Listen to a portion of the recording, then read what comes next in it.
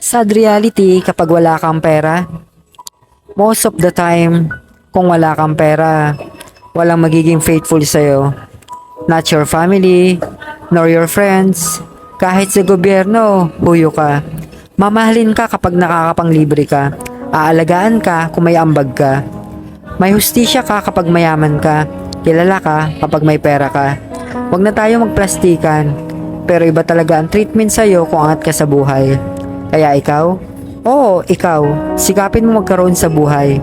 Huwag mong aksayahin yung lakas at oras mo na meron ka pa para kumayod. Para di mo maranasang umiyak sa sulok. Dahil kahit limo sa mga taong akala mong mahal ka, wala.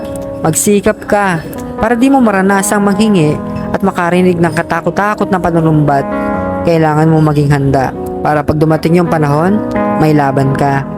May aasahan ka dahil alam nyo, majority ng taong nakapaligid sa'yo, dumedepende sa kung ano ang natinapos o narating mo sa buhay. Ilan lang dyan ang kaya kang yakapin kahit wala naman pera ang bulsa mo. Ilan lang dyan ang sasamahan ka sa panahon na walang wala ka. Real talk. Minsan, kahit may pinag-aralan ka pa, pag pera ang nawala sa'yo, hindi ka pa rin nila kilala. Tae ka pa rin para sa kanila. At ang malupit pa, kahit nakamag-anak mo pa yan sila, once na ikaw yung nawalan, sila pa yung number one na hindi mo malalapitan.